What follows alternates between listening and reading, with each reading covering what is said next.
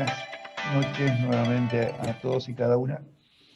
Y les invito a comenzar este rato de meditación por la palabra de Dios, intentando entender un poco más el tema de hoy, es el seguimiento de Jesús en San Marcos. ¿Qué significa el discipulado para Marcos en concreto? Y pedirle al Señor que nos ayude a entenderlo y a vivirlo, ambas cosas, ¿no? Entender para vivir, conocer para servir y para amar, como diríamos los marianistas, ¿no? No es un conocimiento abstracto y teórico, sino lo que nos interesa es entrar un poco en el misterio de Jesús. Cuando leer Marcos desde esta perspectiva, hasta donde lleguemos, porque seguramente a lo mejor los temas son muchos, el micrófono está abierto, ustedes levanten, yo como somos pocos los veo a todos, cuando comparto pantalla no lo sé, pero pido que alguien me ayude, levanten la manito para hablar, así yo corto y les escucho si no los veo. Bien, vamos a ponernos en presencia de Dios, ¿no? Yo creo que el Espíritu Santo es el que nos enseña, el Maestro interior que nos puede ayudar a conocer a Jesús. Él nos lleva a Jesús, ¿no? Como decía por ahí en Juan, nadie viene a mí, Jesús decía esto, ¿no? Si el Padre no lo atrae. Nadie viene a mí si el Padre no lo atrae. Y esa atracción hacia Jesús, el Padre la realiza a través del Espíritu, ¿no? Es el que nos lleva a conocer a Jesús. Nadie puede confesar a Jesús como Señor si el Espíritu no lo ayuda, no lo inspira. Así que pongámonos en manos del Espíritu, ¿no? Que sopla como quiere y donde quiere y cuando quiere. También a través de las redes, aunque funcionen mal muchas veces, también actúa el Espíritu, que nos ayude. En nombre del Padre, del Hijo y del Espíritu Santo. Amén. Te pedimos, Espíritu Santo, Espíritu de Jesús, que ilumines nuestras mentes y que enciendas nuestros corazones, para que a través de este rato que compartimos y nos reunimos en torno a la palabra, en concreto del evangelista Marcos, podamos conocer más a Jesús para seguirlo mejor y para darlo a conocer también como sus misioneros. Por Cristo nuestro Señor. Amén. Que María, que se dejó poseer por el Espíritu y engendró a Jesús, también nos ayuda a nosotros a conocer a su Hijo. Dios te salve María, llena eres de gracia, el Señor es contigo. Bendita tú eres entre todas las mujeres, y bendito es el fruto de tu vientre Jesús. Santa María, Madre de Dios, ruega por los pecadores, ahora y en la hora de nuestra muerte. Amén. Bien, voy a compartir pantalla. Lo que ustedes les pido que tengan por ahí una Biblia, ¿no? Abierto en Marcos, porque vamos a ir siguiendo justamente un poco este Evangelio. No voy a quedarme en los versículos primeros, donde está el corazón o el inicio del seguimiento del discipulado, sino que vamos a intentar llegar hasta el final del Evangelio. No creo que lo consigamos, pero bueno, el desafío está ahí.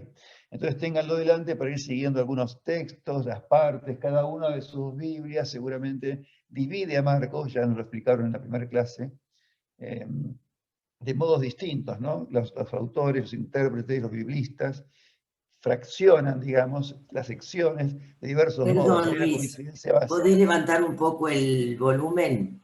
Que está muy bajo, se oye muy bajo, por lo menos yo lo oigo bajo. No, más no puedo, esto es todo lo que puedo. No sé si se escucha o no se escucha. Bueno, perdón. Puedo acercar un poco más el micrófono a mi boca, a ver si acá se escucha mejor. ¿Se escucha mejor acá? No, se escucha bien, Luis.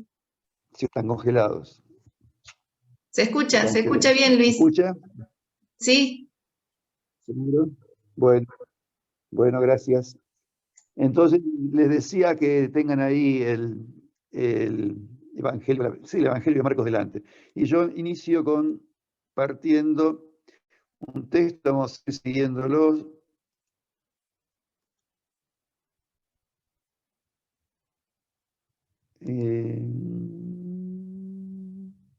Inicio.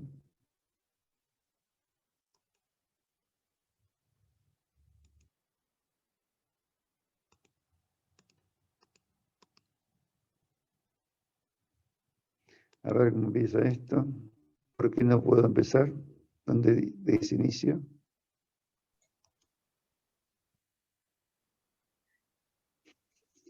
Si no, abajo, Luis, ¿Dónde está esto? en la ¿Acá? copita. No. Arriba tenés como el cuadrito, al lado de donde está el giro. Un poquito más, al lado, ahí. Bueno, este es el tema de hoy. Para nuestro... Voy a ocultarlos así. Bien, seguimiento de Jesús en Marcos. Vamos a iniciar con esto. Primero, 2 o 3 palabras sobre la mística del seguimiento. Explico rápidamente de qué se trata. Hay antiguamente, y no hace mucho, se hablaba más de imitación, como ustedes ven ahí, que de seguimiento, ¿no? La imitación tiene un cariz más de externo, se imita un modelo, no supone un vínculo muy especial con la persona, pero seguimiento, cuando alguien sigue a alguien, ya tiene otra connotación. No es que sea nueva esta palabra seguimiento, ¿no? La secuela Christi, el seguimiento de Cristo, es algo también que se usó muchas veces antiguamente, pero hoy ha ido cobrando más relieve el seguir a Jesús, el seguirlo a Jesucristo. ¿Por qué?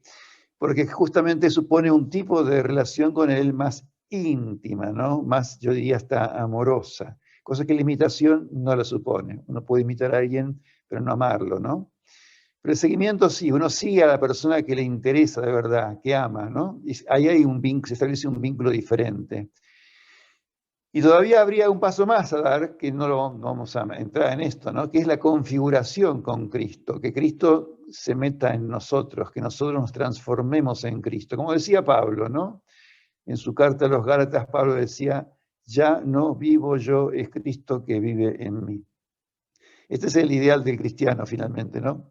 Transformarnos nuestra mente, nuestro corazón, nuestras actitudes, nuestras conductas, en otros Cristos, ¿no? En alter Christi, en otros Cristos. Que es el gran desafío de la Iglesia, ¿no? Muchas veces hemos vuelto en nuestras reflexiones, comentarios a este tema que Pagola insiste tanto, ¿no? Tenemos que volver a Jesús. Tenemos que volver a Jesús, volverlo a poner en el centro de nuestras vidas y en el centro de la Iglesia.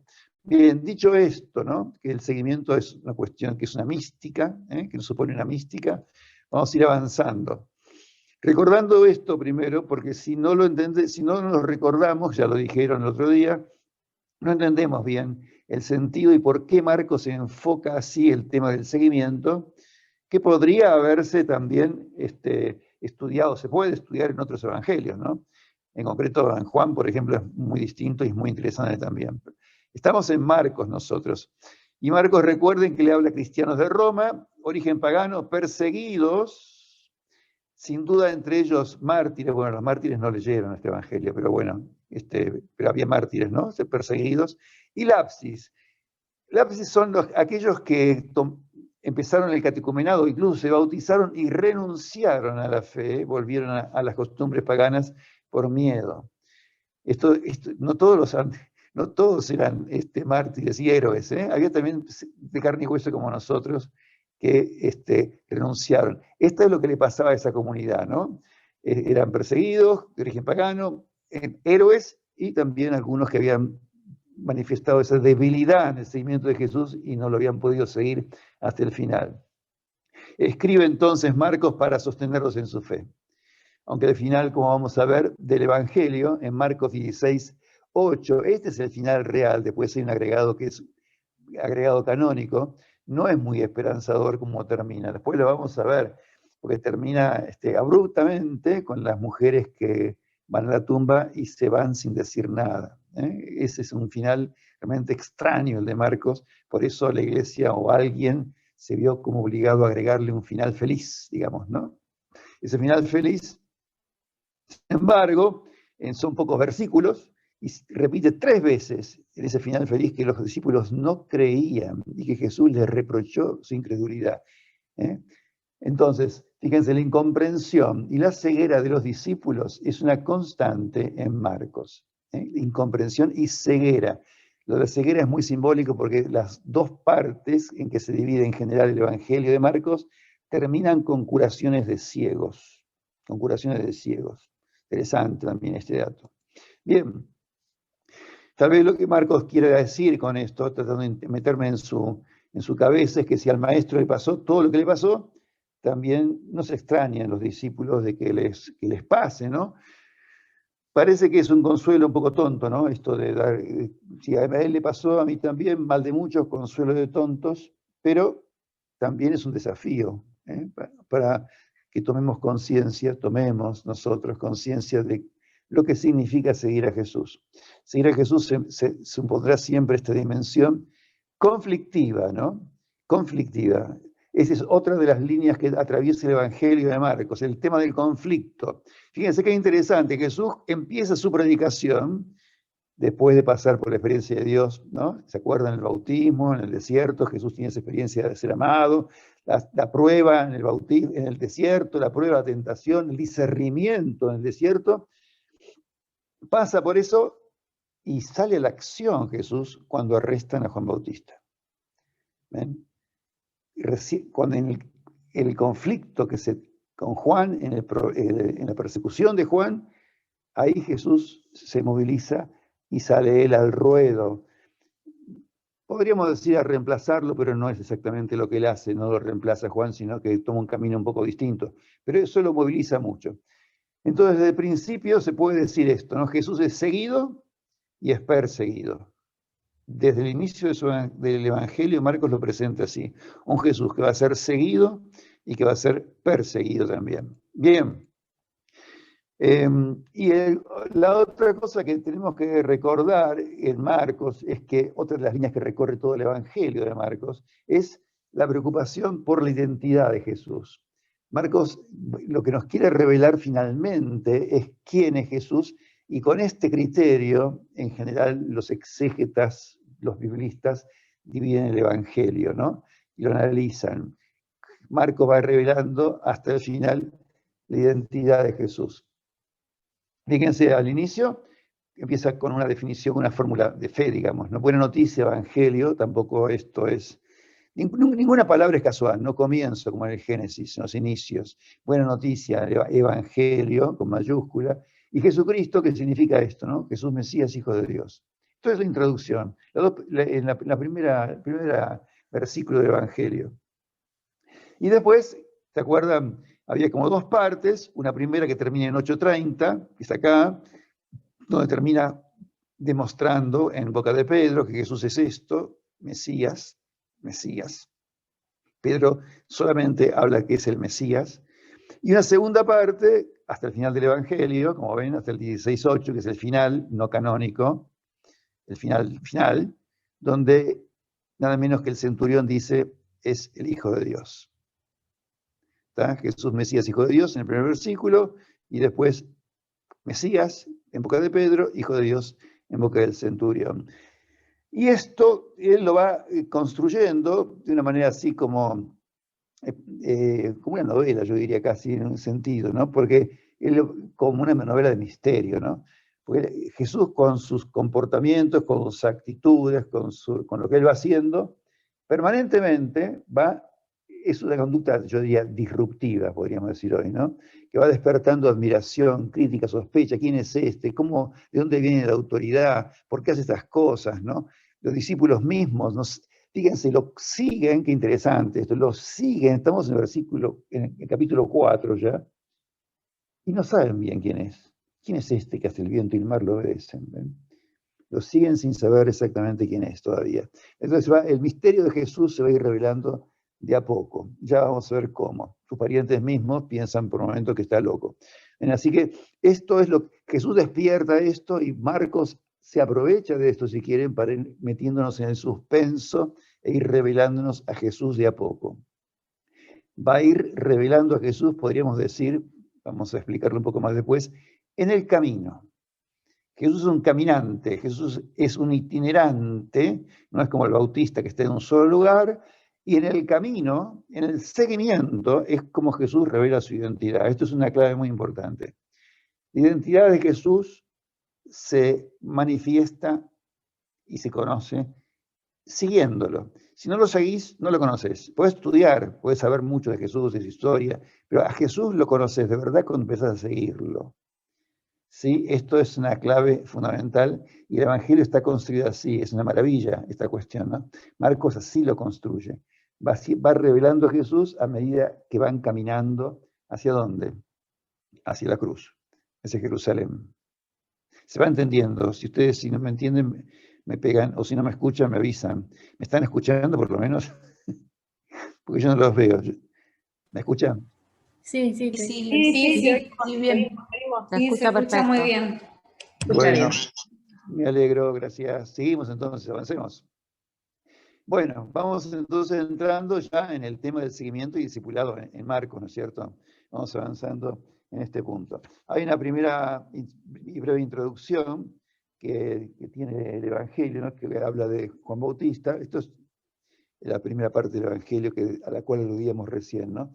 Bautista, bautismo de Jesús, su experiencia de Dios, discernimiento, prueba en el desierto, todo está unos pequeños capítulos introductorios, hasta que la primera parte empezaría el 1:14 hasta el 8:30, que es la mitad más o menos del Evangelio, que podemos titular, yo voy siguiendo al autor, ¿no? Pero hay otros que lo van a titular de otra manera, primera parte del Evangelio, revelación de Jesús como Mesías, ¿ven? No como Hijo de Dios todavía, revelación de Jesús como Mesías. Si ustedes van a 1:14, pues les invito a que manejemos la Biblia, subrayemos la Biblia y la gastemos, hay que gastar la Biblia, ¿no? 1:14 no sé cómo les puede figurar a ustedes el inicio, ¿no?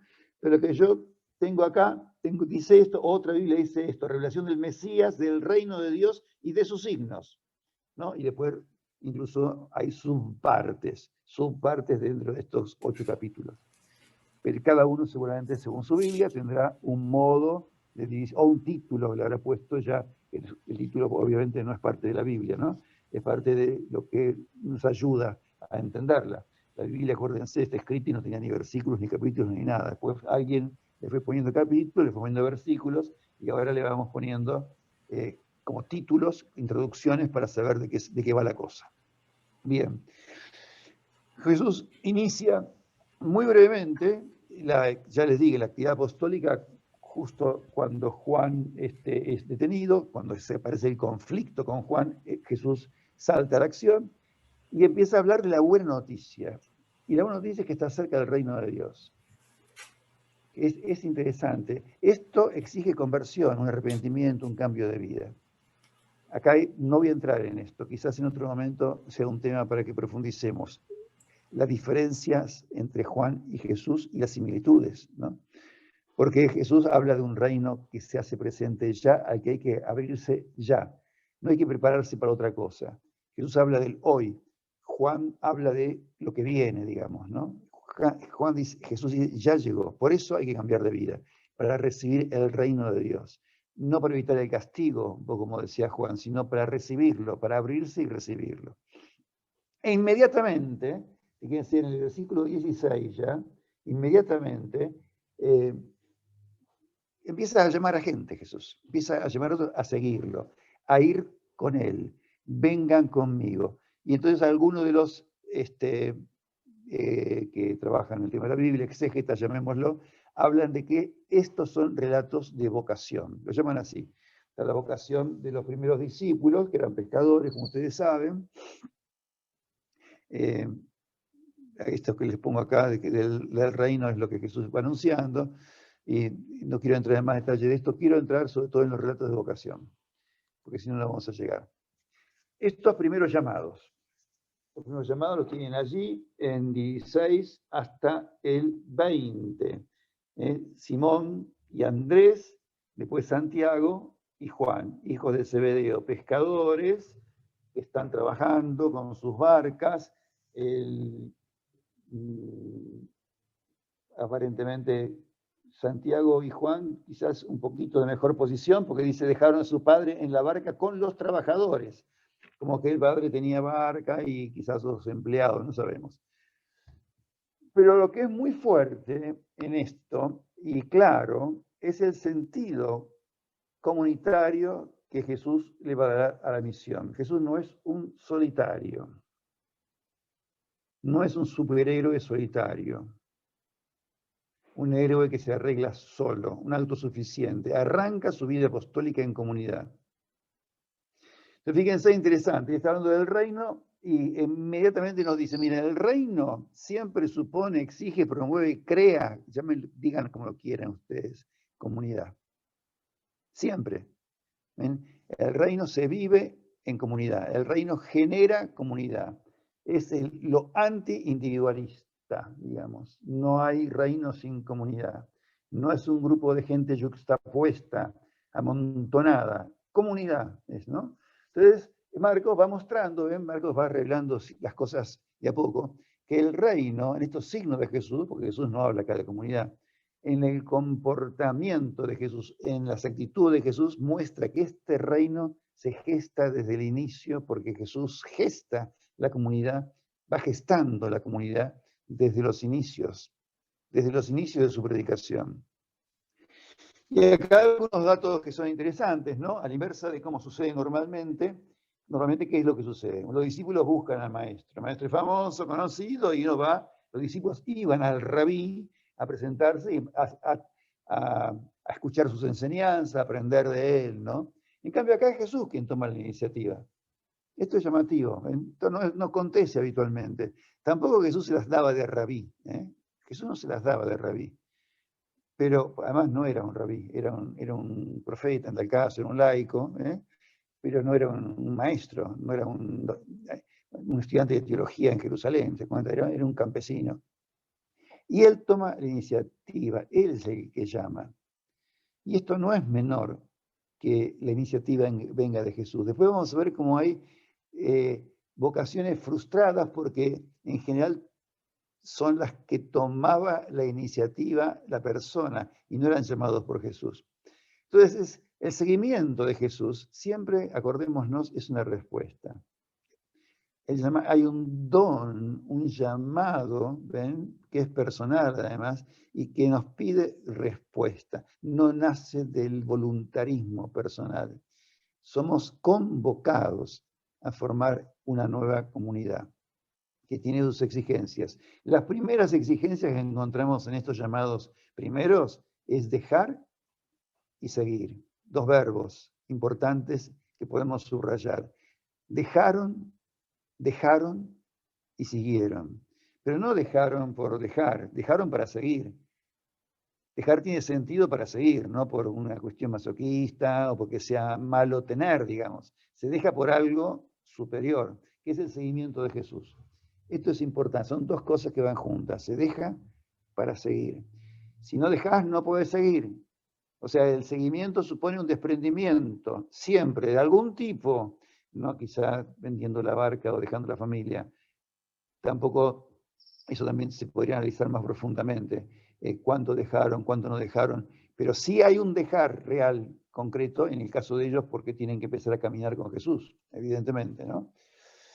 Fíjense que no llama, no saca un aviso en el diario Jesús, no se pone a gritar en el desierto, vengan a mí, sino que él va llamando personalizadamente a personas muy concretas. Esto también es para reflexionarlo, ¿no? Y para que vayamos pensándolo. No lo llaman a ser discípulos de un maestro de doctrinas, no lo llaman a estudiar la ley, no lo llama a que lo imiten tampoco, como si fuera un modelo, sino a seguirlo. Lo llamas a caminar con él. Lo llama a vivir con él, a aprender de él, a una aventura, para ellos una aventura absoluta, abiertos a lo novedoso. Ellos probablemente, después se lo voy a decir, no se conocían, serían todos medio discípulos del Bautista. Como les digo más adelante, no eran tan locos para que pase un tipo desconocido por el camino, dejen todo y vengan y se van. Es impensable eso, ¿no? Habría un cierto vínculo, ¿no? Pero evidentemente lo que Jesús les propone es totalmente novedoso.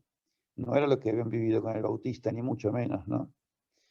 Y fíjense que es interesante, acá tomé el trabajito de buscar esto, ¿no? Porque esto del camino, porque va a ser un camino que se va haciendo, ¿no?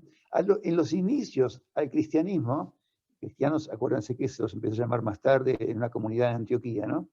Pero a pesar de que en Antioquía se empezó a hablar de cristianos, a los discípulos de Jesús se los llamaba los del camino, los seguidores del camino. Fíjense, después lo pueden buscar ustedes. Yo les voy a pasar igual el texto en Word. En Hechos 9, 1, 2, 18, 19, 8, 9, 19, en estos textos siempre se habla del cristianismo, de los cristianos como los caminantes, o del cristianismo como el camino. Qué lindo esto, ¿no? El discípulo es un caminante. El discípulo es un caminante. Jesús no llama a una aventura así pasajera, a una acción puntual, sino a caminar y vivir con él. Y esto es lo que les decía antes, ¿no? Así se lo va conociendo a Jesús, así se lo conoce. Vengan conmigo. El discipulado es una condición para conocer a Jesús. Ser discípulo en este sentido, ¿no? De caminar con Jesús, de seguir a Jesús, es la condición para conocerlo. Y esto le supone, por supuesto, a ellos, nosotros tenemos que pensar qué nos supone a nosotros, por supuesto, pero a ellos les supone algunos cambios. Fíjense, dejan un lugar social de seguridad económica y familiar por otro de desposesión e inseguridad.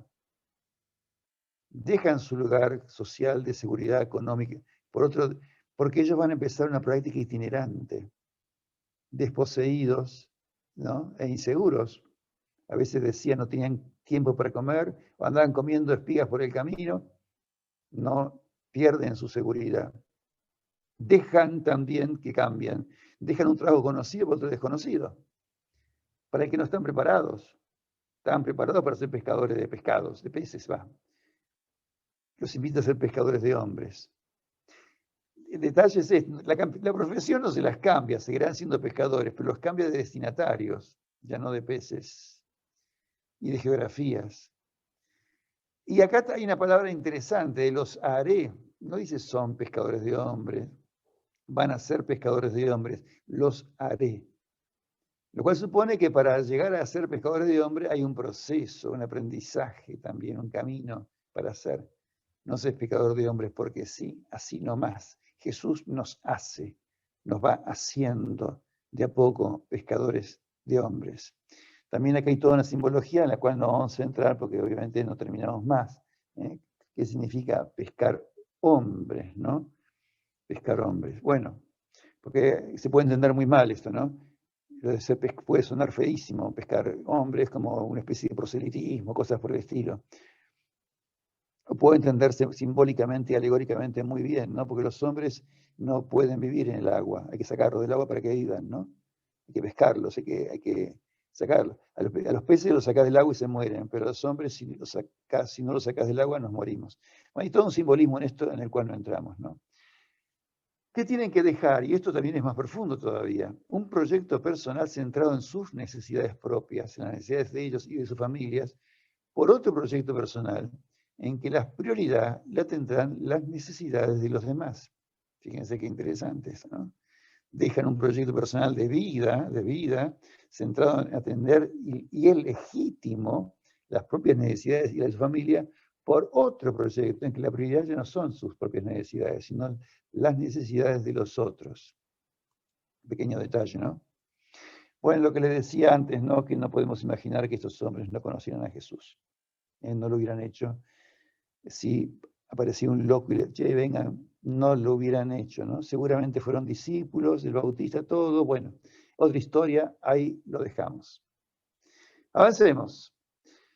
Bueno, inmediatamente acá se desarrolla una actividad muy, muy fuerte por parte de Jesús. Yo no voy a entrar en todas las cosas porque si no, si empezamos cada párrafo del Evangelio a explicarlo, no podemos, ¿no? Jesús empieza a hacer algunos milagros, exorcismos, predica en sinagogas, va de acá para allá. Ahí está el milagro del leproso y el paralítico. Pero voy a tomar lo que está en rojo nada más. Hay un nuevo llamamiento. Y acá sí aparece un sígueme, ¿no? A un tal Leví, a un tal Mateo, que era publicano. Y acá podríamos pensar un momento en el tipo de personas que Jesús elige. Elige pescadores que no eran paupérrimos, pero que eran seguramente ignorantes, muy ignorantes. y muy considerados, galileos además, considerados, imagínense cómo los mirarían desde el centro, desde Jerusalén, a esta gente sospechada, que ya Galilea era sospechada, porque era tierra muy cercana a los gentiles y muy mezcladita, ¿no? con cosas que no eran del todo puras para los puros fariseos de Jerusalén. Pero acá ya el escándalo llega a su cumbre, ¿no? ¿Cómo llama a Mateo? ¿Cómo llama a Mateo, que es un publicano, un hombre que trabaja para los romanos, un entreguista, un cipayo, no sé cómo podríamos decirle, ¿no?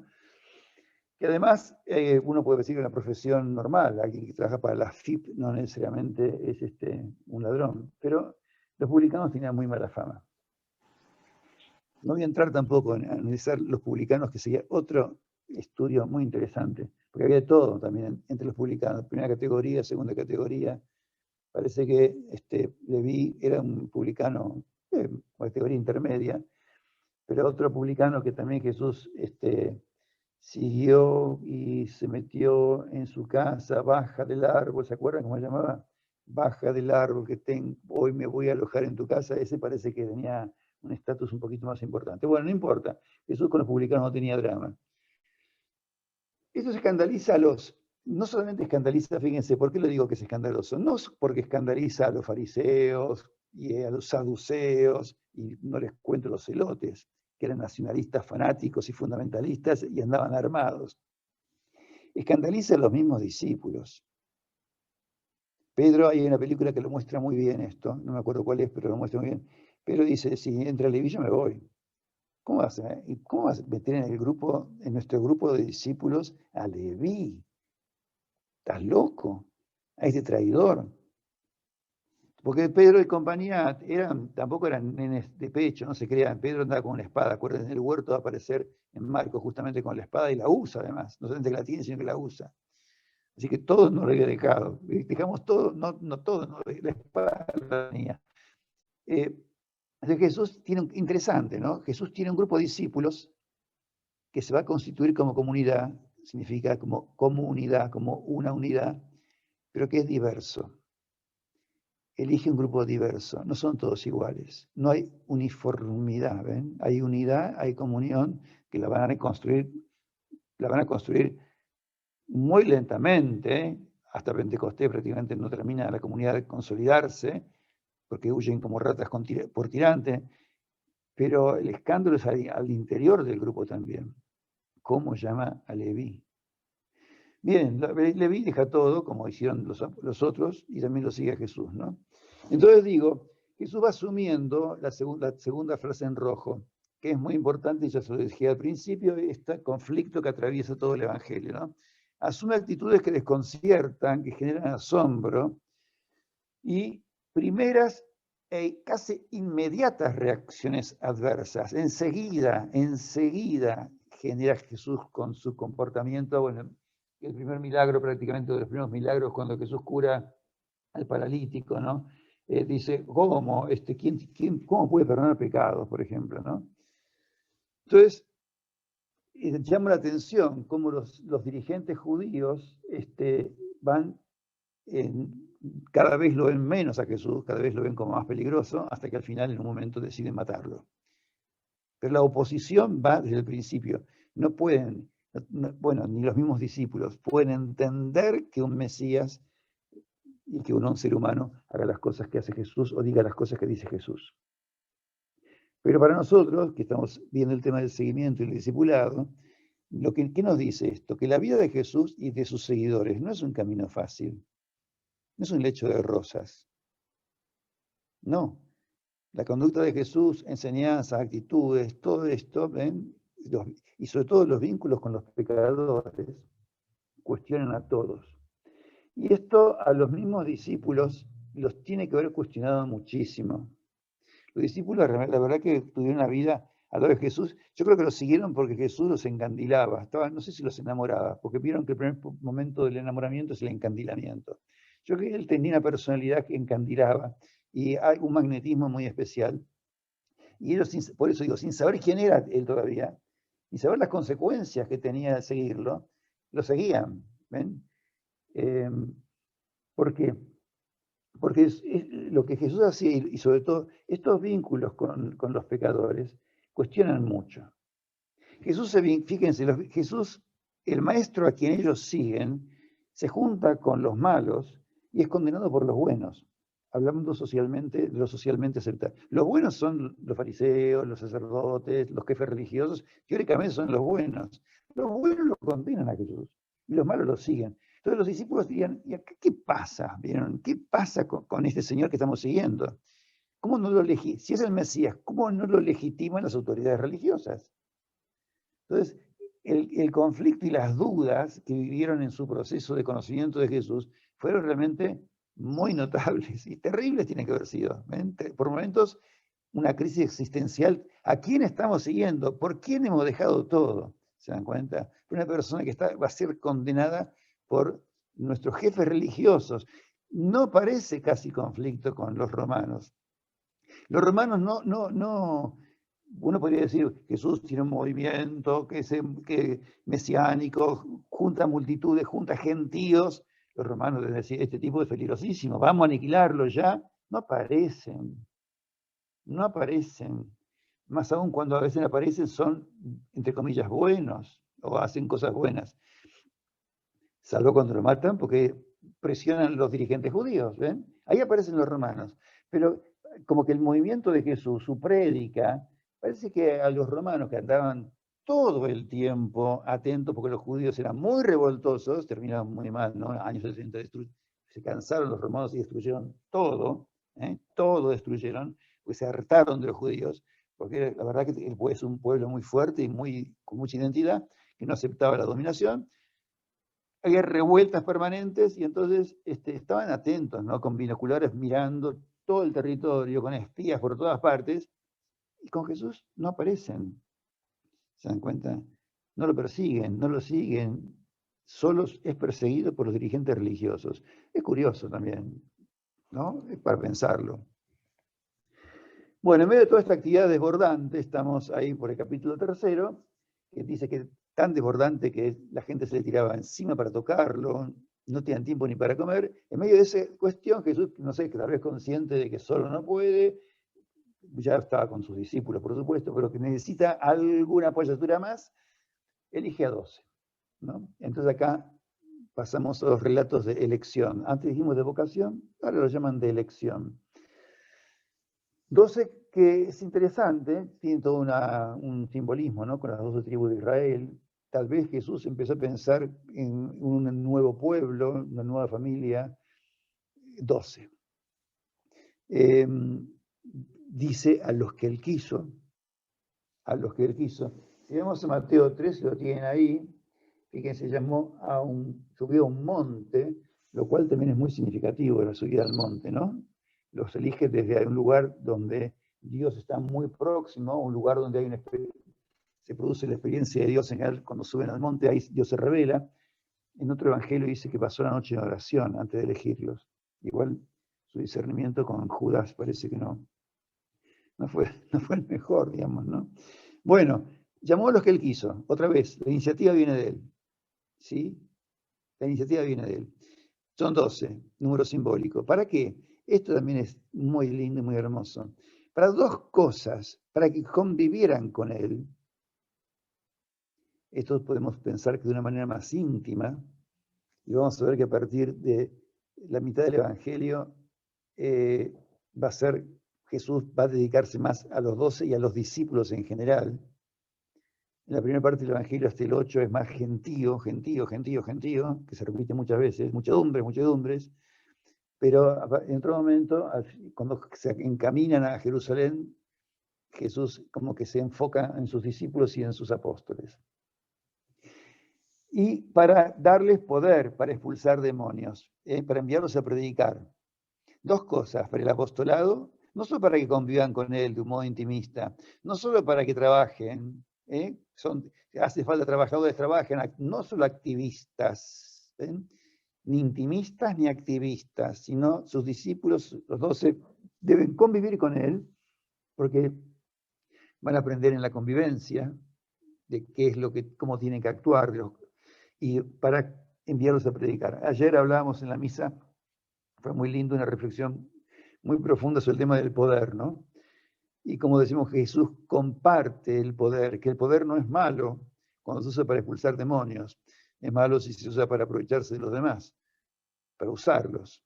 Pero ven, Jesús da poder, Jesús empodera, Jesús no se guarda para sí el poder, lo comparte. Eso también es muy significativo, al menos para mí me parece muy interesante. Bien, y en Marcos 6:30 vamos a encontrar que por primera y única vez Marcos utiliza otro título, que es el de apóstol. Acá se habla de los 12, hemos hablado de discípulos, acá se habla de apóstol, ¿no? ¿Por qué? Porque en 3:13 los comentaristas dicen que, porque en 3:13 también, pero en 3:13 también dice apóstol. En algunas traducciones ni lo mencionan. Dice, algunos comentaristas dicen que hace un añadido posterior. En cambio, fíjense, de discípulos habla 48 veces. De los 12 lo menciona un poco más, no mucho más. Siempre son discípulos. Los 12 son discípulos. Los apóstoles, o el apóstol, los apóstoles, son discípulos. Todos son discípulos, ¿ven? Algunos tendrán quizás una cierta, entre comillas, jerarquía, porque Jesús los elige para una vida más íntima con Él. Pero todos siguen siendo discípulos. Los 12 siguen siendo discípulos. Bien, avancemos. Acá pongo estos 3 titulitos porque en esta sección se insiste mucho en que los jefes religiosos lo consideran, fíjense, no solamente un hereje, no solo un hereje, un endemoniado. La familia lo considera un loco, está fuera de sí. Los paisanos lo quieren tirar, despeñar, cuando va a la ciudad. Así que, fíjense, la gente más lejana, puede ser, la jefe religiosa, y la más cercana a los que se criaron con él en Nazaret, su familia, lo considera loquito. Y esto da pie a Jesús, sobre todo cuando la familia lo va a buscar, para manifestar otra cosa que es muy importante, que es lo que sus discípulos deben hacer y formar, una nueva familia. Y esto nos va a dar pie también a entrar en otra dimensión del discipulado. Jesús, cuando lo van a buscar, ¿se acuerdan? Dice, está tu familia ahí, tu madre y tus hermanos te están buscando. Ahí no dicen todavía que está loco. Después lo va a decir, cuando se dan cuenta que ni come Jesús, dicen, se piantó. Pero acá no. Entonces Jesús dice, mis oídos son estos son mi hermano, mi madre. ¿Quiénes? Los que hacen la voluntad de Dios. Esta es otra condición del discípulo, los que hacen la voluntad de Dios. Este sería otro tema para analizar, ¿ven? La voluntad de Dios. Jesús en el huerto, que elijo la voluntad de Dios, que se haga tu voluntad. María, ¿no? También, hágase en mí según tu palabra. Bien, esta voluntad de Dios, hacer la voluntad de Dios, genera vínculos, debería generar vínculos entre los discípulos más fuertes que los lazos de la carne. Esta nueva familia, ¿qué la vincula? Hacer la voluntad de Dios. No la vincula a algún interés especial, particular, ni siquiera, fíjense, hacer juntos un apostolado, ni ser muy buenos, ni cumplir ni creer ciertas fórmulas religiosas, ni ir a la liturgia los domingos. La nueva familia se basa en ¿qué? Que la iglesia, ahora decimos nosotros, ¿no? En hacer la voluntad de Dios. Esto es muy fuerte. Esto hay que también intentar descubrirla. ¿Cuál es la voluntad de Dios? ¿No? Y entonces, fíjense, esta hace alusión a todo lo que les decía antes, ¿no? No solo a los apóstoles, o a los que llamó primero, sino a toda la gente sentada en torno a él, que haga la voluntad del Padre, ¿no? Es parte de la familia de Jesús. Hacer la voluntad del Padre es la puerta de acceso para ser parte de la familia de Jesús. No es el bautismo. No es el bautismo, que después va a hacerlo si quieren, ¿no? Que va a entrar a la iglesia, pero esto amplía. Hay gente que quizá no está bautizada y es parte de la familia de Jesús. ¿Por qué? Porque hace la voluntad del Padre, queriendo sin querer. Actúa como el Padre querría que actuemos. gente magnífica, de buena voluntad, santos anónimos, como diría Francisco, que pasan por el mundo haciendo el bien, que quizá pertenecen a otras religiones y pertenecen a la familia de Jesús. ¿Por qué? Porque hacen la voluntad del Padre. Qué fuerte, ¿no? Bueno, avancemos.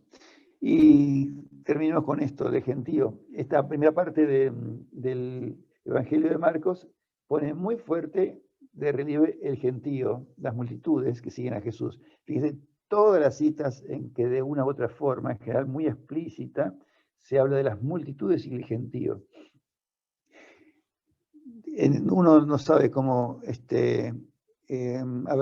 cómo calibrar, digamos, el número de gente, ¿no?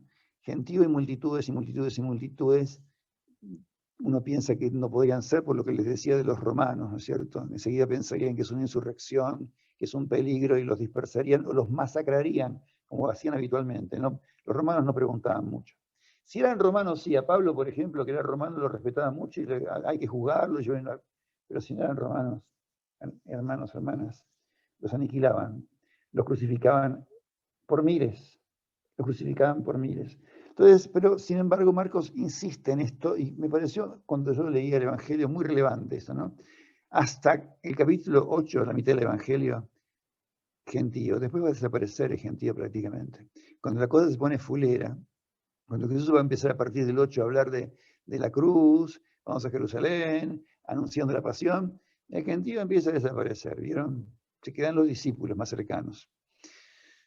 Bien, entonces Lucas habla de esto, ¿no? En este capítulo, ¿por qué pongo esto acá? Porque no dice que había en torno a Marcos, cuando habla de los que estaban en torno a Jesús, en la nueva familia, no dice que eran un gentío.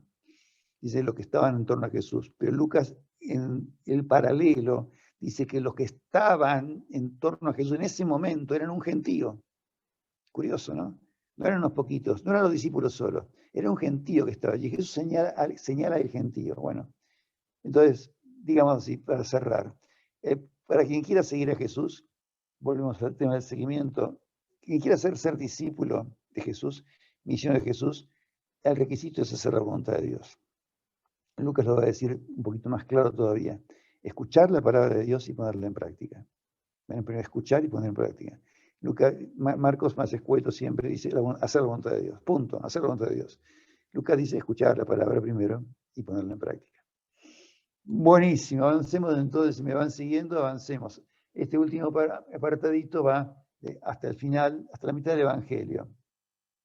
Jesús va continuando su acción sanadora y liberadora, camina sobre las aguas, hace exorcismo, predica, en su pueblo le va mal, hace 2 multiplicaciones de los panes, se lo dejo allí porque es el único evangelista que menciona 2 multiplicaciones, una en tierras de Israel y otras en tierras paganas. Tal vez ese es el sentido, pero no entramos en esto, obviamente no me toca.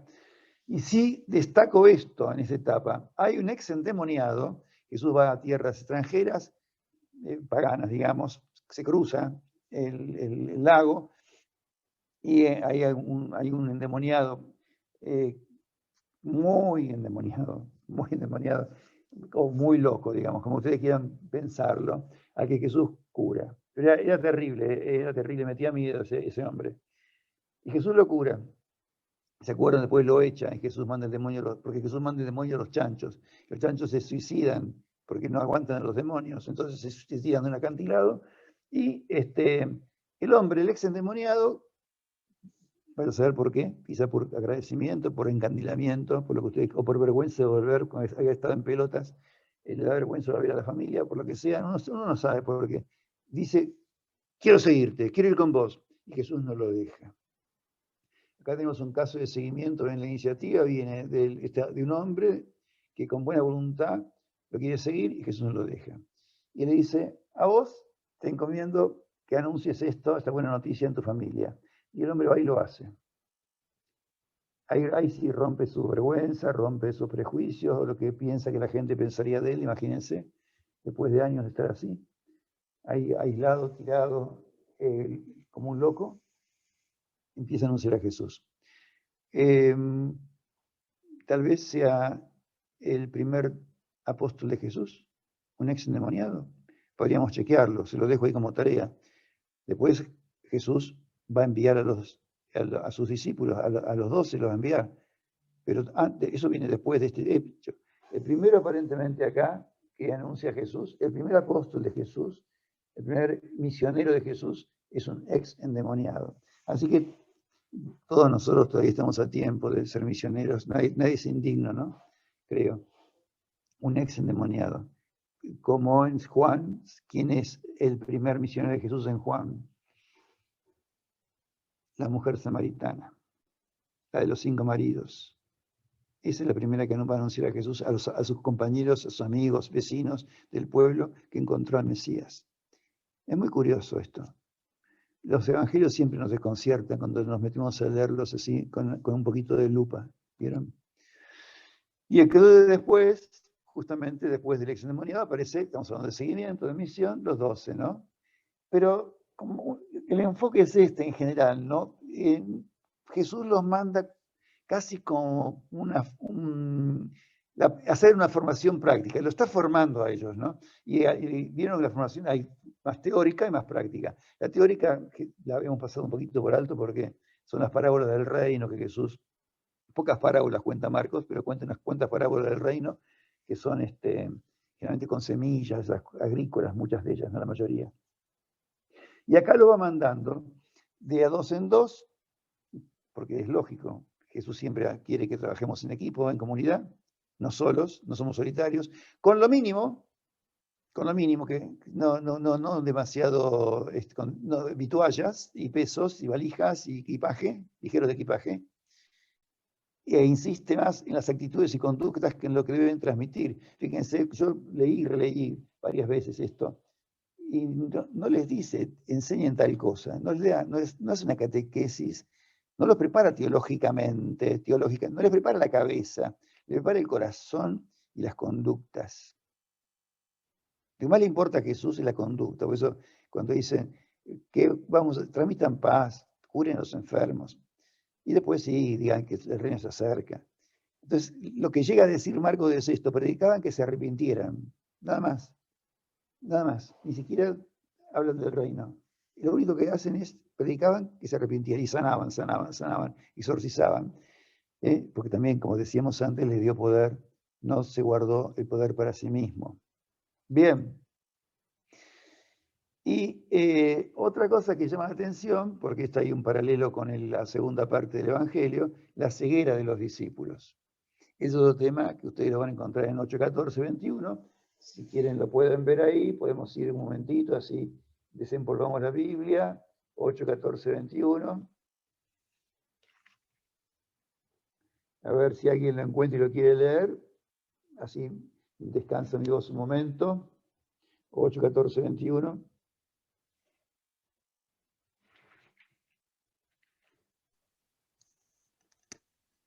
¿Querés que lo lea, Luis? Por favor. Es la advertencia contra la actitud de los fariseos y de Herodes. Sí. ¿Desde ahí? En mi título 14, porque tiene el título distinto. Yo tengo otro título, por eso. Dale vos. Los discípulos se habían olvidado de llevar pan y no tenían más que un pan en la barca. Jesús les hacía esta recomendación: estén atentos, cuídense de la levadura de los fariseos y de la levadura de Herodes. Ellos discutían entre sí porque no habían traído pan. Jesús se dio cuenta y les dijo: ¿a qué viene esa discusión? Porque no tienen pan. ¿Todavía no comprenden ni entienden? Ustedes tienen la mente enceguecida.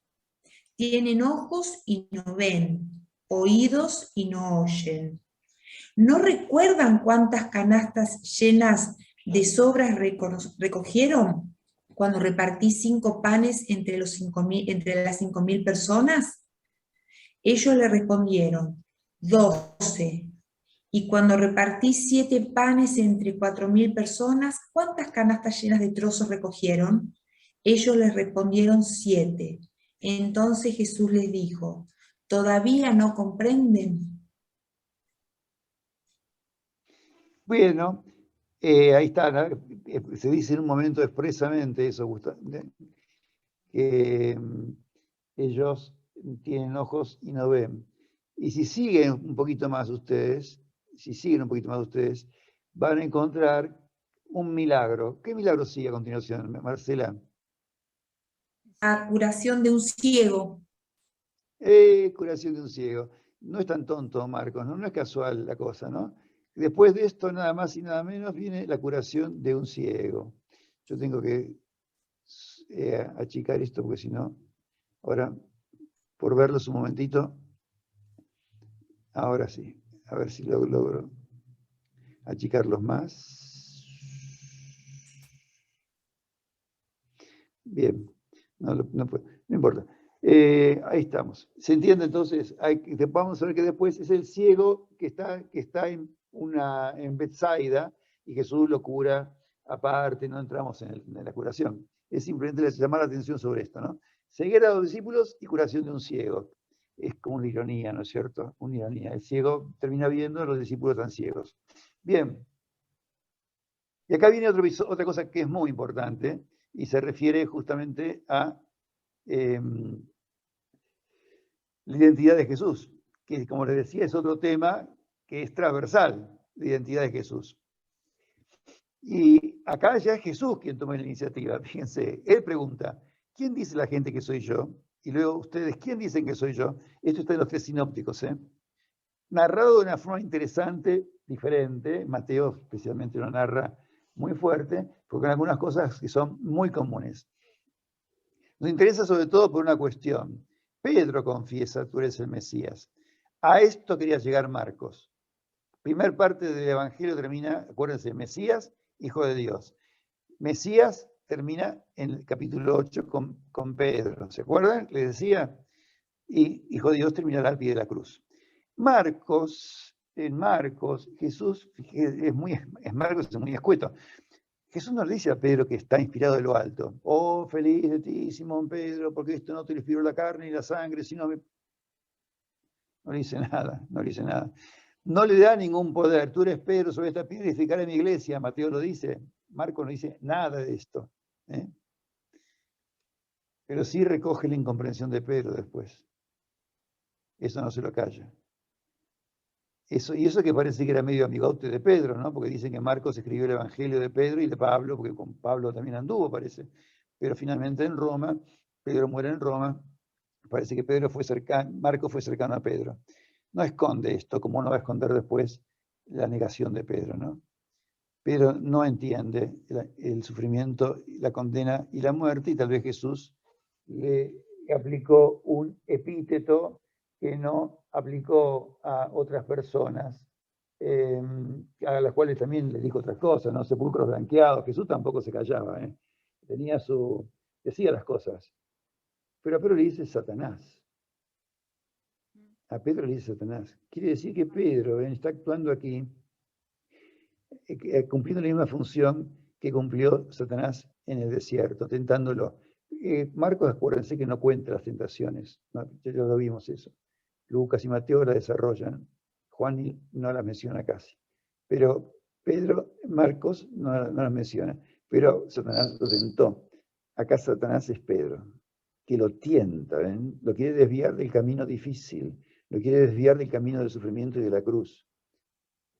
Lo quiere llevar por el camino fácil, quiere que el Mesías responda a lo que él piensa que debe ser un Mesías y no a un Mesías sufriente. Porque acá se abre otra sección del Evangelio, la segunda parte, en la cual se revela a Jesús como Mesías sufriente e Hijo de Dios. ¿Sí? Jesús acá se revela en la segunda parte, yo 31 hasta el final, como Mesías sí, pero Mesías sufriente. Cosa que en la primera parte no aparecía, hasta recién, cuando Pedro lo declama Mesías, Jesús hace al toque la aclaración. Sí, Mesías sí, pero sufriente.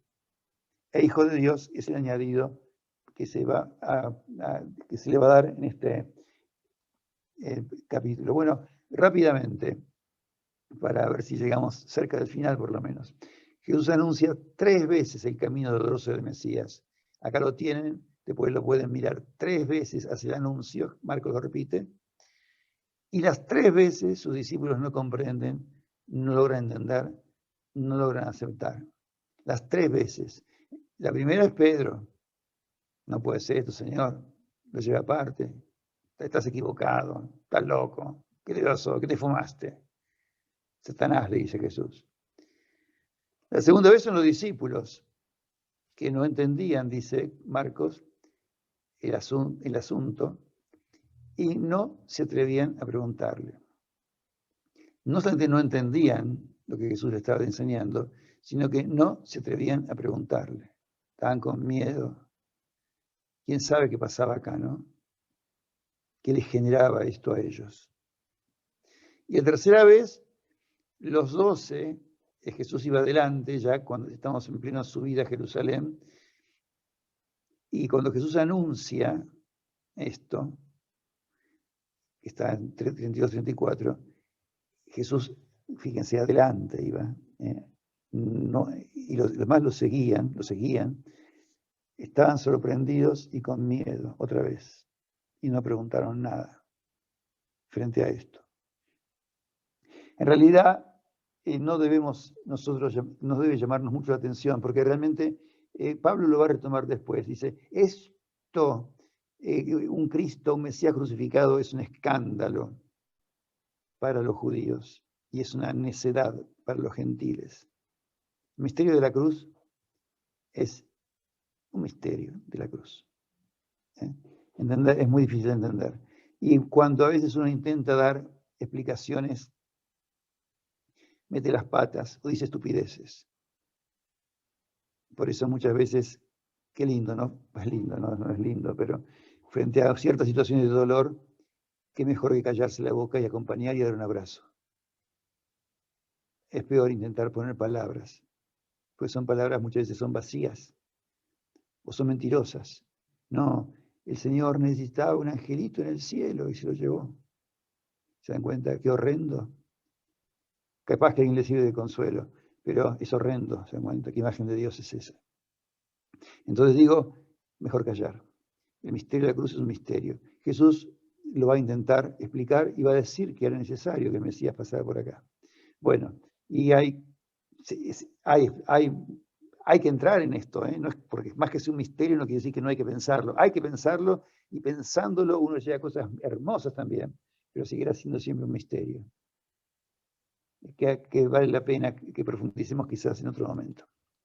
Bien, y acá vienen algunas condiciones para el discipulado, que también me parece que son importantes en relación con el tema, ¿no? Fíjense, acá les decía, las multitudes y gentiles ya no aparecen con tanta frecuencia, aparecen poquitas veces nada más. Jesús va instruyendo a sus discípulos. Algunos dicen que Jesús intuía que se le venía la noche y que si la misión tenía que continuar, ¿quién le iba a continuar? Sus discípulos. Entonces tenían que esconderse, tenían que formarlos, y tenía que, es una elección que él hace por momentos, parece andar en forma clandestina, medio escondido por las afueras, para dedicarse a sus discípulos. Y porque además no era un kamikaze que iba a exponerse inútilmente. Y acá, entonces, a partir de 8:34 y 38, después de que Pedro le dice, ¿no?, empieza a decir algunas condiciones para ser discípulos de él, que hasta ahora no había expresado. Vengan, vamos, anunciamos el reino, y no había dicho nada de esto. Imagínense, si le dice, que quiera seguirme, nieguese a sí mismo, tome su cruz, venga conmigo, no lo hubieran seguido capaz, me parece que no. Entonces lo llama una aventura, lo llama a hacer algo nuevo, lo llama, qué sé yo, a una cosa apasionante. Entonces lo siguen, a pescar hombres. No les dice, chicos, vengan, niéguense a sí mismos y carguen su cruz. No le dice eso de entrada. Jesús es un pedagogo, no es un tonto tampoco, ¿no? Pero a partir de acá sí, dice, ¿no? El que quiera seguirme va a tener que sufrir, va a tener que cargar su cruz, va a tener que negarse, ¿no? Por eso digo, aunque su enseñanza era disruptiva y cuestionante, y el conflicto, ya les dije, estaba enunciado desde el principio, como que Jesús seguía adelante y sus discípulos también, y no les lleva mucho el apunte. Pero cuando van acercándose a Jerusalén, el horizonte se empieza a ensombrecer. La perspectiva de la pasión y muerte de Jesús aparece con mucha claridad. Jesús mismo la anuncia. Y también Jesús le dice que los discípulos estarán asociados al destino de Jesús. Entonces, ellos tenían que aceptar dos cosas. El discípulo tenía que aceptar, primero, que su maestro va a ser masacrado, mal. Y segundo, que ellos también van a correr su suerte, de alguna manera. No tienen por qué ser igual en cruz, así condenados por Pilato, obviamente. Pero los discípulos de Jesús van a estar asociados al destino de Jesús. Y eso va a ser complicadillo, por supuesto. Seguimos capítulo 9, hay algunas cosas muy interesantes, la transfiguración, no entramos en eso. Hay una revelación de Jesús, del Padre a los discípulos, en el bautismo se refiere a Jesús, ya lo hemos visto. Hay la curación de un niño epiléptico, que termina con una enseñanza a los discípulos. La enseñanza es que estos epilépticos, estos enfermos, esas situaciones se curan con la oración, dice Jesús, con la oración.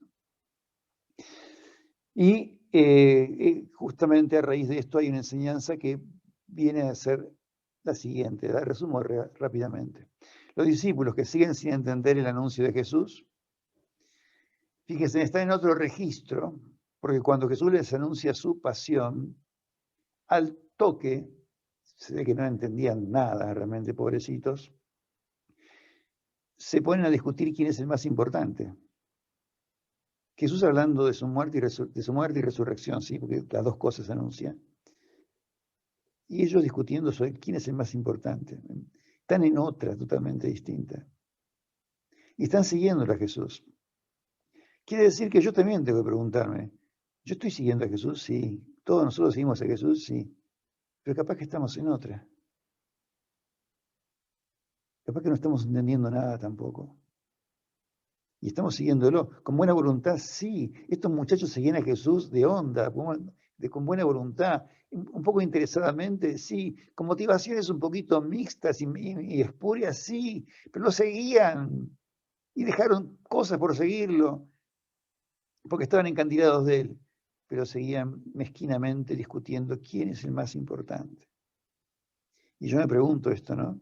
Si a nosotros nos puede pasar lo mismo. Lo seguimos, pero en el fondo discutiendo cosas estúpidas a veces, ¿no? O que enganchados en cosas que están mal engancharse y no yéndolo al más importante. Pero no fue la única vez esta, porque más adelante, y acá yo lo pongo, en 10:35, también después de otro anuncio de pasión y muerte, Santiago y Juan le piden sentarse a su derecha y a su izquierda. Jesús tiene una paciencia loca, porque quizá cualquiera de nosotros lo hubiera mandado a freír churros, por decirlo así elegantemente, ¿no es cierto? Pero Jesús les contesta bien. No, chicos, sentarse a la derecha o a la izquierda, no me corresponde a mí, es para los que el Padre. Jesús les contesta. Increíble, ¿no? Qué paciente. Y aprovecha, eso sí, porque nos va a apuntar sin hilo, para dar una enseñanza sobre el servicio, que hemos leído en el Evangelio de estos días también. Si quiere seguirme, tiene que ser servidor de todos. El más grande es el servidor de todos. Es el último, póngase en el último lugar, el más grande. Yo vine no a ser servido, sino a servir y dar la vida. Vuelve a Jesús a decir el sentido de su propia vida. ¿Ven? Jesús aprovecha esta escena bizarra de los discípulos peleándose por el primer lugar, por quién es el más importante, para sentarse a la derecha y a la izquierda. Las peleas entre ellos, porque los otros se ponen celosos. Los otros 10, cuando ven que todos lo piden, se calientan con estos, se enojan. ¿Cómo van a pedir eso? Y Jesús los agarra a todos otra vez con una paciencia infinita y les dice, chicos, y tiene el atrevimiento de poner a un niño como modelo. Agarra un niño, dice, que lo acaricia y dice, hay que hacerse como niños para entrar al reino de los cielos. Sean como niños. Un niño era un nadie. Cuidado. No pensemos en los niños de hoy que tienen todos los derechos del mundo y mandan más que los mayores muchas veces, sino los niños de aquella época que eran nadies, como diría Galeano, los nadies eran los niños. Y él los pone como modelo. Hay que hacerse un nadie. Jesús decía también, ¿no? Siendo Dios hizo un nadie, se hizo uno de nosotros. 2 veces me llamó la atención, se lo pongo como dato, mi traducción con la cual trabajaba dice que los acariciaba, ¿no? Que los acariciaba, los trataba con ternura. No lo agarró así para usarlo como modelo. Ven, acá está este niño, fíjense, no. Dice que lo trató con ternura y lo acariciaba, manifestándole amor, digamos, ¿no? Y entonces da una lección no solamente con lo que dice Jesús, sino con lo que hace, con la forma de tratarlo, con el modo de tratar a ese niño. Muy bien, avancemos, capítulo 10. 2 casos de discipulado que no vamos a entrar porque estamos muy cerca de la hora final, pero frustrado, ¿ven? El joven rico, es interesante, para que ustedes lo registren, ¿no? Hay un caso de discipulado y seguimiento frustrado. El joven rico que va a pedir, no pide una pavada, no pide sentarse a la derecha y a la izquierda, no pide riqueza, no pide fama, no pide vida eterna, nada más ni nada menos. Pero la iniciativa procede de él, es muy rico, Jesús lo mira con cariño, y no puede dejar las riquezas. La riqueza lo tiene atado, está esclavo, es muy rico pero muy esclavo. Y Jesús aprovecha para dar enseñanzas que también asombran a los discípulos sobre las riquezas y los ricos que tendrán muchas dificultades para entrar al reino de los cielos, muchas dificultades, porque están atados la mayor parte de las veces a las riquezas. No porque las riquezas sean malavidas o no, es otra discusión que muchas veces es así, ¿no? Pero no se discute eso, la legitimidad o ilegitimidad de las riquezas. Ni siquiera si las riquezas son malas o buenas, sino la atadura que tenemos a las riquezas. Y que leamos y que miremos la realidad sentados, no en el Evangelio, sino en nuestras riquezas. Y desde ahí no se ve bien cómo veía Jesús. Jesús no miró desde ahí, miraba de la pobreza, se hizo pobre. Desde ahí miraba el mundo, no de las riquezas. Bueno, también aprovecha Pedro, que lleva como ven, Pedro lleva la voz cantante, aunque Jesús no lo nombró ni jefe de la iglesia ni nada en Marcos, pero él siempre tiene iniciativa, es Pedro, al fin y al cabo, y pregunta por la recompensa. Y Jesús responde, Pedro, qué interesado que sos. No, Jesús le responde. Y fíjense lo que le dice. Le responde prometiendo abundante familia. Bueno, el gentío, ¿se acuerdan que rodeaba a Jesús? Mis hermanos, madres. Esa familia de Jesús va a ser tu familia, de alguna manera. Va a ser numerosa. Pero también le promete bienes, curiosamente. Riquezas, bienes. Y la vida eterna. Fíjense, lo que el joven rico ha ido a pedir es como una inclusión acá, ¿no? Empieza con el joven rico pidiendo vida eterna y termina Jesús prometiendo vida eterna a los que lo siguen, ¿no? Pero no deja de decirle, señores, todo esto que ustedes van a recibir va a ser con persecuciones. No se hagan ilusiones. Por las dudas. No se hagan ilusiones. Bien. Es para mí, no. Bueno, sigo. Avanzo. Y el otro... Se me volvió a congelar de nuevo. ¿Te congelaste? Susi. Susi, pero te escuchamos. Bien. Y el otro caso, vuelvo acá, ¿se acuerdan del ciego que vimos antes? Acá aparece un ciego que también es un caso de seguimiento fantástico, que no vamos a poder desarrollar, que es el ciego Bartimeo. Al borde del camino gritando, lo quieren hacer callar, pero grita más fuerte, lo confiesa como hijo de David, ten compasión de mí. Jesús dice, llámenlo, no lo llama él, llámenlo, ustedes llámenlo. Ustedes que eran los que lo querían hacer callar, ustedes ahora van y los van a llamar. Y Jesús le hace una pregunta que nos resuena a otra pregunta que les hizo a sus apóstoles. ¿Qué querés que haga por ti? Jesús siempre pregunta, bueno, estas cosas nos llevarían muy lejos. Jesús pregunta, ¿qué querés que haga por ti? Misma pregunta que le hizo Santiago y Juan cuando van a pedirle algo. Queremos pedirte algo, ¿qué quiere que haga por ustedes? Fíjense lo que piden los apóstoles y fíjense lo que pide el ciego. El ciego dice, maestro, ya lo confiesa como maestro, lo reconoce como maestro, le pide que recupere la vista. Que recupere la vista, le dice. Y Jesús le dice, vete, tu fe te ha salvado. Y esto es interesante porque la fe muchas veces es la luz, ¿no? La ceguera es falta de luz, es falta de fe. Y el ciego, aunque era ciego, tenía fe. Porque él dice, tu fe te ha salvado. En el fondo el ciego veía más que los discípulos, que no veían nada más que un tipo tirado ahí en el camino y molestándolos. Y no entendían nada de lo que estaba haciendo Jesús, ni de su camino, ni de su enseñanza, ni de la necesidad de la cruz. Y acá no es un seguimiento frustrado.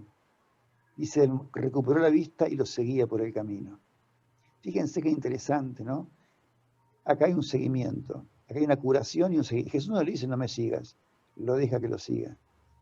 Los discípulos lo van siguiendo, pero no entienden nada. Recuperó la vista, la fe, lo sigue.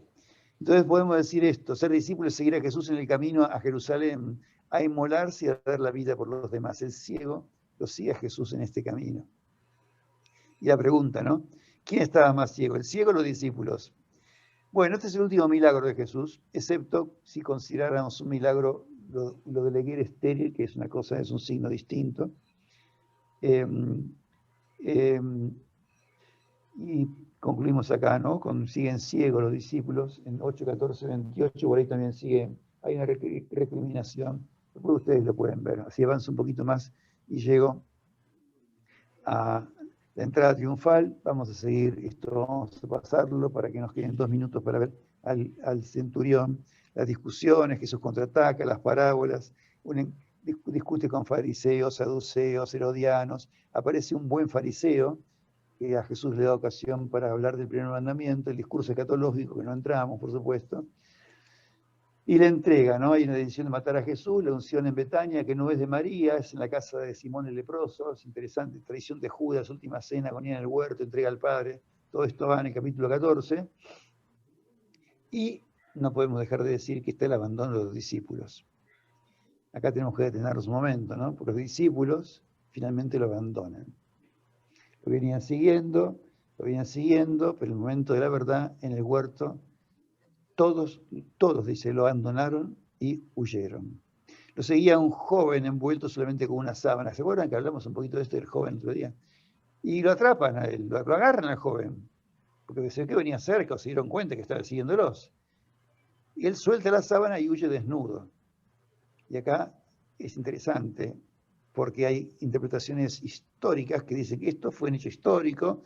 Recuerde que capaz que fue el mismo Marcos, o fue Juan, el discípulo amado que intentaba seguirlo, quién sabe. Pero ¿por qué Juan estaría sin ropa? No sabemos. Pero la interpretación alegórica es esta, y se las comparto porque es interesante. El joven que huye desnudo representa un discipulado de entusiasmo y esfuerzo personal, otra vez, iniciativa de alguien. A este joven, que de buena onda, porque la verdad que se arriesgó su vida para seguirlo, salvo que sea un curioso, un voyeur, no sé, lo seguía. A este joven le sucede un joven vestido con una túnica blanca, ¿se acuerdan dónde está? En el sepulcro, que anuncia a las mujeres que Jesús resucitó a la derecha, sentado a la derecha, tampoco es menor eso, que representa un discípulo de martirio y testimonio, obra del resucitado. La túnica blanca en el Apocalipsis es el signo de los que siguieron al Cordero hasta el martirio. ¿Sí? El joven de la túnica blanca es el que anuncia que la resurrección de Jesús. En sentido alegórico, ¿no? Es otro discípulo que ha seguido a Jesús. Y en cambio el que huye desnudo, un poco nos representaría a todos nosotros cuando nos escandalizamos ante la pasión. Bueno, es una lectura, ahí la tienen, simplemente se las comento como una curiosidad. Y lo que no es menor, la negación de Pedro, ¿no? Todos huyen.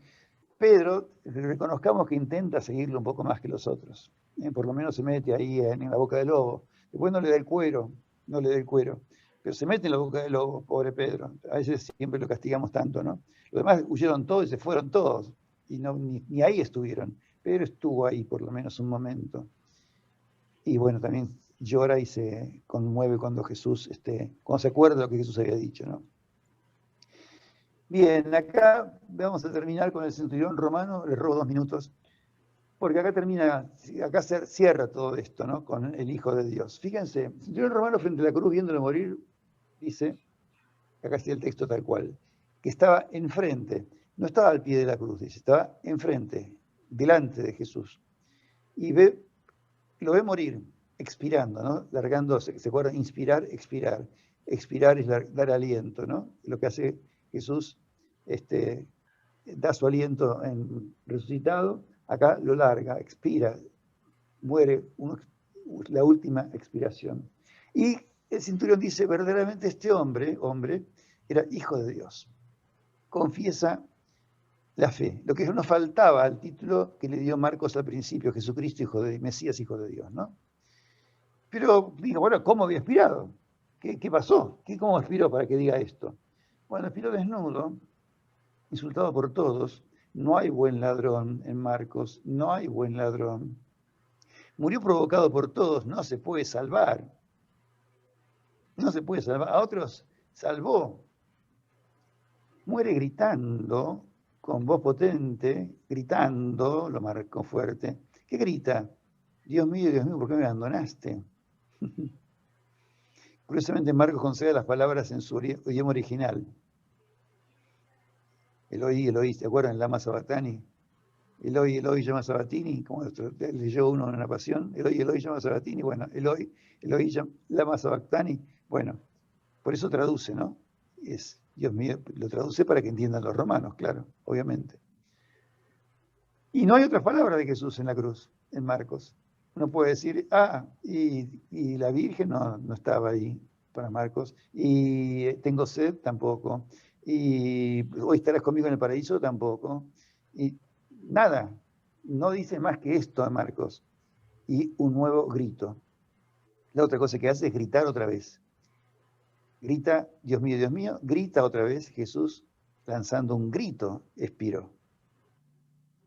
Esto es todo lo que ve esto es todo lo que ve el centurión romano, ¿eh?